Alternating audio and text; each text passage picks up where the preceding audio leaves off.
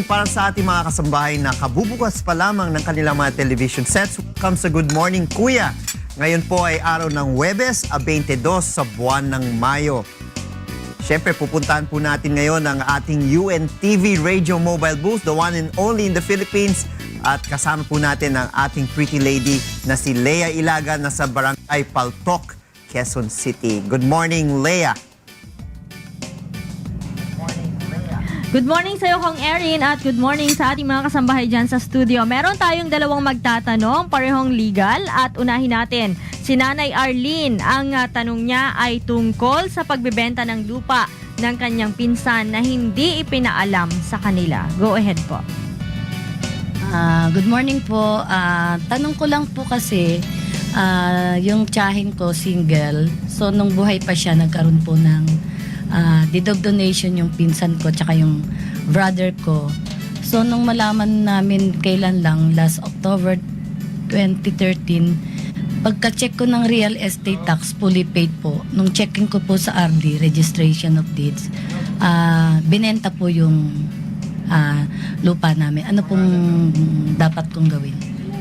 Unang-una, kailangan muna natin kung ano nakalagay sa deed of donation, no? Kung meron bang restrictions sa pagbebenta ng lupa o ang pag-donate ba ng lupa ay para lang magamit yung lupa para sa kanya, dapat malaman po natin dito. Ngayon, kung walang nakalagay, pwedeng i-assume natin na dinonate yung lupa, parang ang sinabi, o sa inyo na lang yan.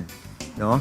Ngayon, kung walang nakalagay nga sa deed of donation, karapatan po ng donee, yung nakatanggap ng donation, na kung karapatan po niya kung anong gusto niyang gawin, no, sa lupa. So, dapat natin malaman talaga kung meron bang mga restrictions yung deed of donations. Kung wala, parang siya na po ang may-ari ng lupa.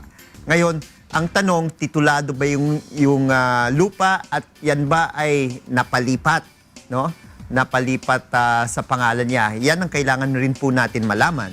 Dahil kung hindi po napalipat yung lupa sa pangalan po ng donee, yung nakatanggap ng lupa, baka hindi pwede nating questionin ngayon na hindi naging kompleto po yung masabi po nating donation. So, pero ang masabi ko po, kung wala pong nakasaad sa deed of donation o kasulatan sa restrictions na pwedeng gamitin yung lupa na dinonate, karapatan po ng donee, yung tumanggap, na gawin kung anong gusto niyang gawin. Maliwanag po? May tanong po po. Hindi, kung dalawa po, kung dalawa po sila, so Na nakapangalan. maghahati po sila dun sa 167 square meters. Okay. So dapat yung cousin ko, dapat binenta lang niya yung share niya. Tama po yun. Pero ang kailangan nga malaman nga, ano ba yung nakasaad sa deed of donation? Kung dalawa ang donee, no, dapat maghati nga sila. Tama po yun. Ngayon, kung binenta nung isa yung share nung kabila, tingin ko, tama ho kayo, bawal ho.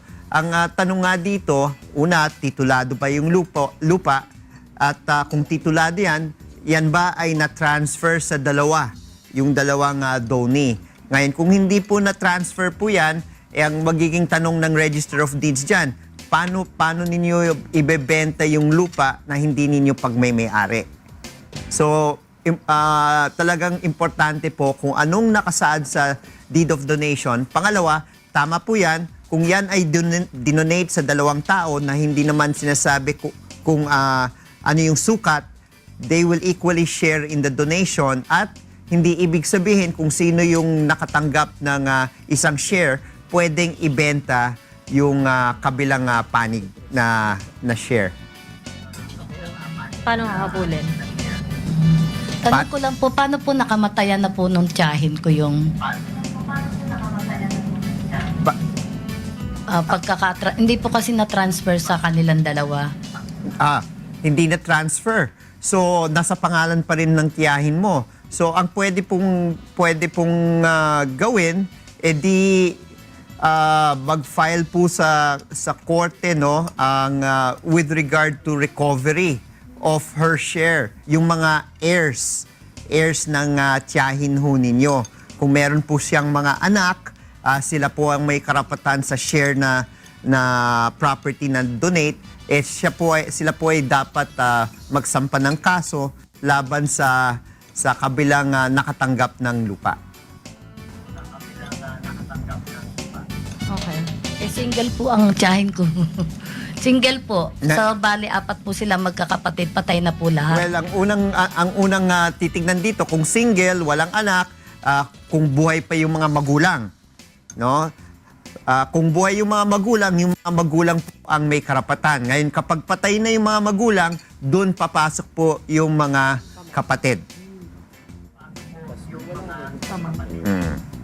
Patay na rin po.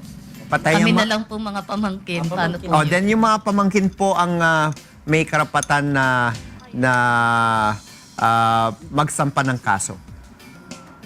File kayo ng ano. Okay po. Sige po. Thank you po, attorney. Okay, Nanay Arlene, kung gusto po ninyo, pwede po kayo pumunta dito sa Law Center ni Kuya para bigyan kayo ng payo tungkol dito sa problema rin po ninyo.